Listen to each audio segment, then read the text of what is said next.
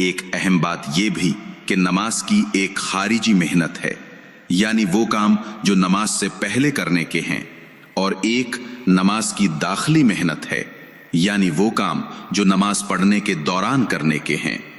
اس بات کو سیکھنے کی ضرورت ہے کہ خارجی محنت میں کون کون سی چیزیں شامل ہیں، ہم ان کو کرنے والے بن جائیں، اور اسی طرح داخلی محنت میں کون کون سی چیزیں شامل ہیں اور ہم ان کو کرنے والے کیسے بن جائیں۔ مولانا یوسف صاحب رحمۃ اللہ علیہ نے اپنے بہت سے بیانوں میں نماز کی خارجی محنت اور داخلی محنت سے متعلق تفصیل سے بات کی ہے۔ آہستہ آہستہ ہم ان باتوں کو بھی سیکھیں گے انشاءاللہ۔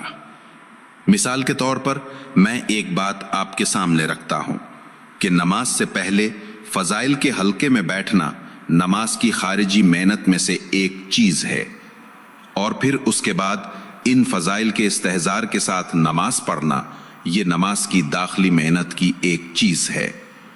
ان سب باتوں کو سیکھنے کی اور محنت کر کے اپنی نمازوں میں لانے کی ضرورت ہے۔ اب بھائی آخر میں آپ کو ایک حدیث سناتا ہوں۔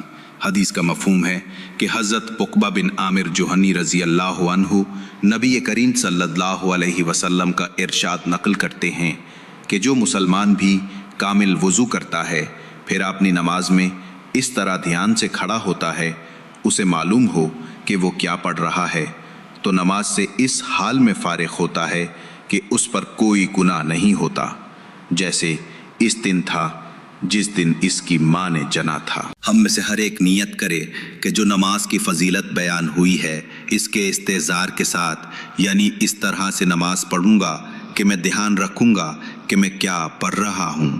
اللہ تعالی ہم سب کو توفیق عطا فرمائے، آمین ثم آمین۔ اس لیے ہر مسلمان دعوت کا کام کرنے والا، چاہے وہ مرد ہو یا عورت، اس کو بھی چاہیے کہ ان بیانوں کو بار بار پڑھیں اور بار بار سنیں اور پھر غور کرے، اس کو سمجھنے کی کوشش کرے اور اس کے مطابق آہستہ آہستہ عمل کرتے رہیں۔ اس بیان کا لنک اور چینل کا لنک دے دیا گیا ہے۔